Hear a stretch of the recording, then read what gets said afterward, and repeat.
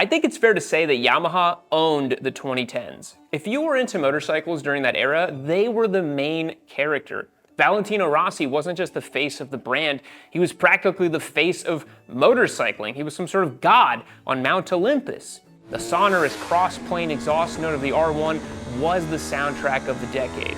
Or maybe it was an R6 at 16,000 RPM. Or the 3-cylinder siren song of their new crazy roadster Motard FZ09 doing wheelies across town. I think a lot of guys at that time were pretty motarded, if you know what I'm saying. Even if you didn't own a Yamaha at this time, chances are you wanted one.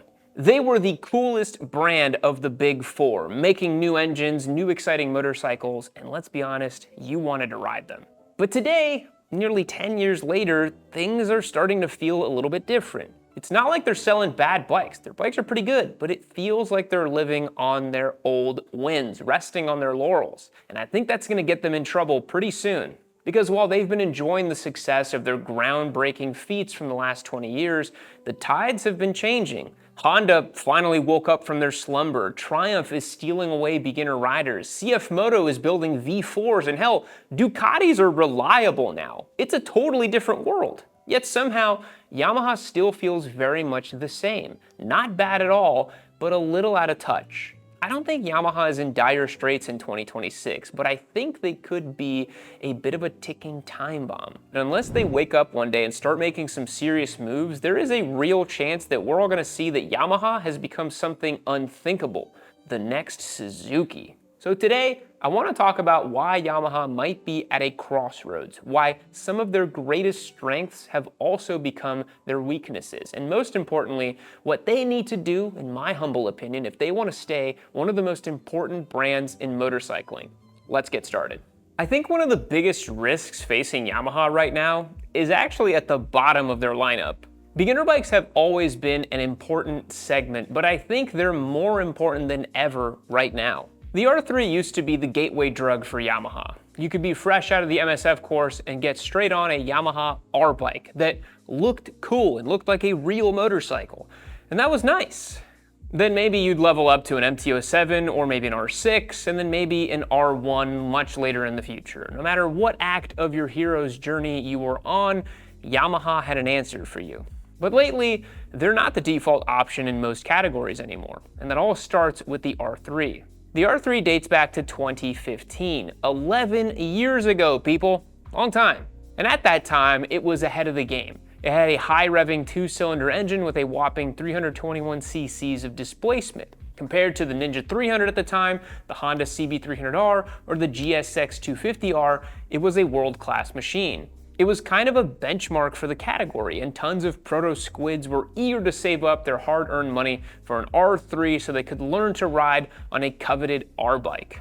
But like I said, that was 11 years ago. The category is totally different now. Beginner bikes are bigger, more powerful, and packed to the brim with farkles and features. The Ninja 500 is now 2 displacement bumps ahead of the 300 category. Aprilia dropped the RS 457, which looks like a MotoGP bike compared to the R3. And CF Moto entered the game with the 450 SS, which has as many high-end features as a damn BMW.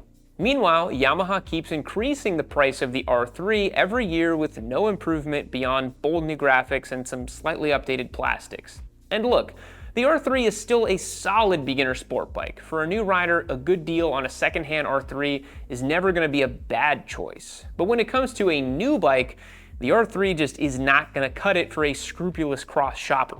The real shame is that this is not an impossible problem to solve. I mean, come on Yamaha, make an R5, it's right there. You'd go R5, R7, R9. 450-ish cc twin with a 270-degree crank. Have some tech that rivals CF Moto, Aprilia, or KTM's bikes. And then Yamaha would be back on top of the class in a heartbeat, especially if you make it look like an R bike.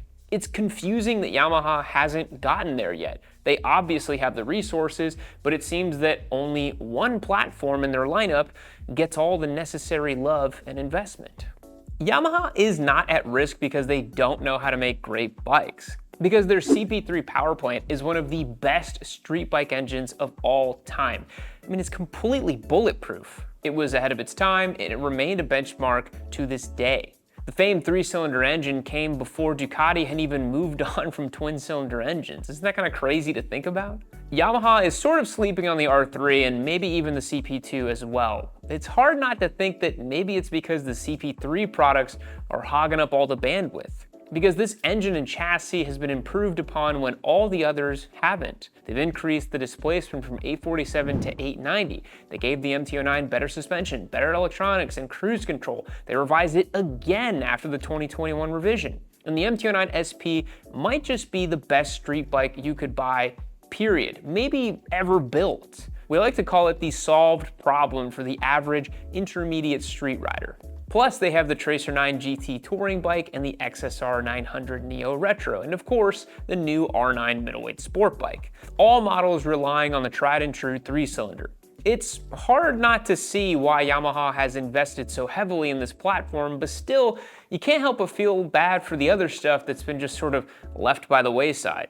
The CP2 and the MT-07, Tenere, and R7 are still really sweet. It's a great engine in a vacuum. It's hard to imagine the CP2 doing its job any better than it already is.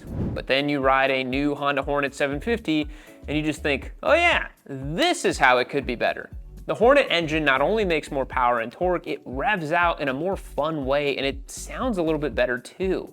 When the Hornet came out, it was very clear Yamaha needed to do something about the MT-07. They did update it recently with some new tech, features, and now an automatic transmission option, but until that motor gets some sort of revamp, it's gonna feel like a little bit of an inferior package overall. The same goes for the R7. It was early to this not-so-super sport segment, but now it's not really a novelty. It's cool that you get that kind of R-bike styling and a sporty package and some nice IMU-based tech for this recent model year, but that engine is just not it, as the kids would say. With an upgrade to the CP2, Yamaha's entire middleweight range would be much more suited for survival. The MT-07, R7, XSR 700, and T7 all included. You know, doom scrolling ain't what it used to be. I remember being lost inside of an algorithmic feed and I was sure that I was seeing human-made garbage. But now, it's AI-made garbage. And I don't know about you, but I am sick of seeing AI slop on YouTube, Instagram, TikTok. It's everywhere. So I decided to do something about it. Many years ago, I created my Discord server, and you get access to that by joining as a member on my website, yammynoob.co. And inside of that Discord are literally thousands of other human degenerates who want to talk about motorcycles. It is one of my favorite things about anything I've ever done here on YouTube, and I'm really proud of that community. We got a lot of fun weirdos over there, so if you want to talk to real humans about motorcycles and stop doom scrolling, head over to my website, become a member. You'll support one of the largest independent motorcycling voices on YouTube. Always 100% real human grade stuff here on Yammy Noob, and you can talk to other humans about your bike degeneracy. Head over to the website, become a member, and join up. My concerns with Yamaha go all the way up the progression ladder.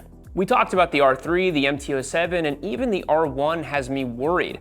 Isn't that crazy to say? The R1 was like the halo bike. Each decade there was one superbike that defined the era. From 2009 and on, in my opinion, it was the YZF R1. This bike turned the world on its head in 2009 when it adapted the cross-plane design, which was distilled down from the MotoGP program, thanks to Valentino Rossi, who was at the heights of his glory at the time. He had literally just bagged in his 9th championship.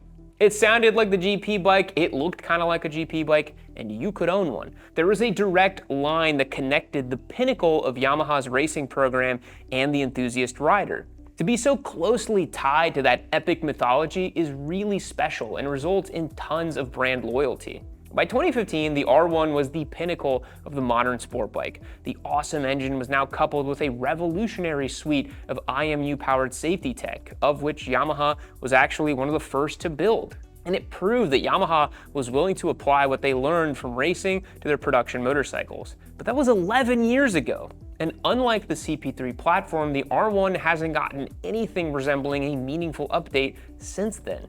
Yeah, it's got winglets and better brakes now, but it's 95% the same bike it was back in 2015. Fundamentally the same engine and same chassis. It's a great bike, but kind of an out-of-touch bike. It used to be the king of the castle, now it's sort of a last-gen holdover. Think about how much the S1000RR has been updated over the years. Or the Panigale, which at the time the R1 debuted was still a twin-cylinder motorcycle. CF Moto's now building V4s, it's a whole new world. Now speaking of V4s, Yamaha's newest GP bike is a V4 configuration, and that's a big deal. In the past, the R1 was directly connected to the M1 GP bike that Rossi dominated the series on. Now the R1 has no ties to Grand Prix racing. And it's sort of mid-pack in World Superbike too, probably because other brands have continued innovating to stay at the top of the class. The R1 is not a bad bike. It's popular for club racing teams and it's a proven track record machine. And it's still legendary by most metrics. And I've said that if you're gonna go club racing and you're psychotic and you wanna do it on a 1000, the R1's probably your best bet. But legends are torn from the past. Halo bikes are supposed to represent the bleeding edge of what a company can do. They're supposed to be the reason some 50-year-old dentist refinances his mortgage so he can go and get one. And in 2026, I don't really see the R1 as that motorcycle. What does Yamaha stand for in 2026? They used to be the kind of cool member of the Big Four. They were the ones balancing innovation with some attitude. Rossi, the dark side of Japan, master of torque. Sure, some of the branding is a little silly if you think about it too long, but at least they had something. What's special about Yamaha now? Honda is in their it girl era, bringing tons of value-driven bikes to the market and potentially a boosted V3 motorcycle as well. Kawasaki's always doing weird stuff just because they can, and Suzuki was reliable, the Kirkland brand jeans of the bunch. Simple, dependable, weirdly expensive for what you get, but loved profusely by those who don't get out that often. Some people will say, what does it matter? It's all about the bikes. But truthfully, this sort of stuff does influence where people are willing to spend their money. Harley has survived on branding alone for 100 years. Ducati branding convinces people to buy $30,000 bikes that need Desmo service every 7,500 miles. Because those bikes are special and they make you feel something. In 2026, I'm not sure how Yamaha is supposed to make me feel. What's their angle? They made a couple of great engines over a decade ago. I guess that's pretty cool. And I think they could end up looking more like Aprilia than Honda if they keep this up. They'll have a really svelte lineup of core products. But Aprilia is kind of at the top of their game right now. For Yamaha to have a similar existence, most of their bikes would need a little bit of love. Otherwise, they're gonna end up like Suzuki, where their owners think the K5 Gixxer is the best leader bike ever made because it's the only one they've ever ridden. I would really hate it if Yamaha's fan base just consists of people who think the MT-07 is perfect because they've never ridden a Honda Hornet, or recommend the R3 because it was an awesome beginner bike like 10 years ago, or guys who think the R1 is the be-all end-all because they haven't looked around lately. And it's not like Yamaha needs a complete reinvention or rebranding, they just need to start acting like Yamaha again. The easiest layup for them is to revamp the beginner bike lineup. Give us an R4, an R5 with MT and XSR variants. I think an XSR 400 would eat a lot of Triumph's lunch with their beginner bikes. If you're shopping for a neo-retro beginner bike and you can get one from Triumph made in India or one from Yamaha with a grunty 270-degree twin, I know what I would buy. And while they're at it, updating the XSR 700 is pretty essential too. Not just with an engine upgrade that would benefit both the MT-07 and the R7, but also with some of the features those bikes come with as standard. And for the engine itself, maybe just bore it out to 775 cc's or something like that. Maintain that 10,000 RPM rev ceiling and you're looking at a bike that probably makes about 85 to 90 horsepower easily. And this is also coming hot on the news that Yamaha is the newest supplier for Moto 3, and they're gonna use the CP2 power plant for that. There's a lot of cross collaboration that can happen there alongside the motorsports product, and I think you'd have a big winner if you could directly tie it to motorsports as well. Also, I've said this before and it feels like it should just get made, an XSR 1000 would totally crush the market. So many people don't ride the MT10 because it's so ridiculously, egregiously hideous. I am one of those people. I would never ride an MT10, it looks crazy. But if they slap the CP4 in a neo-retro reskin with a softer aesthetic, something kind of cooler, it would print money with the handlebar mustache crowd. Think of like a Honda CB1000R but with a cross-plane engine and a little more Yamaha styling. Also, sell it in some cool colors. Make it red, make it yellow, make it Yamaha blue. It would be badass. And since we're making a little wish list of bikes, bring back the VMAX. I think the world needs it right now. Give it 250 horsepower, come on. And also, bring back the WR250 with a 300cc engine and a Supermoto variant. You're already making a 125 with variable valve timing, make a 300. The world needs it. And delete the Bolt because no one really wants that bike. Or they need to at least make it comparable to the Rebel lineup from Honda with a ground-up redesign and various displacement options for different skill levels. An updated Bolt with an updated CP2 sounds like a Rebel killer to me. Maybe you put that new beginner engine in it as well. This all sounds great. Just make sure you price it right, because you really have to get that correct nowadays. I just want them to do cool stuff again. We all know that they can. Maybe some sort of Rossi-esque spokesperson would do the brand some good. I mean, Fabio Quartararo is dipping out from Yamaha, and despite his Gucci tracksuits and giant dancing devil graphics from the 2021 championship win, I think he kind of lacked that raw aura and charisma that Rossi had. I mean, who on earth has Rossi's charisma? Nobody. But what do you guys think? Is Yamaha actually at risk of becoming like Suzuki? Nothing more than a maker of living museum pieces? Or am I totally out of my mind and they should just keep doing what they're doing because it's obviously working pretty damn well for them? Let me know what you guys think down below in the comments. Do you think my assessment on Yamaha is correct? Thanks for watching all the way to the end of today's video. As always, I do appreciate it. I'll catch you guys in the next one. Fact: at 3'7" tall, Eddie Gaedel was the shortest player in Major League Baseball history. His jersey with the uniform number 1/8 is displayed in the St. Louis Cardinals Baseball Hall of Fame and Museum. Goodbye.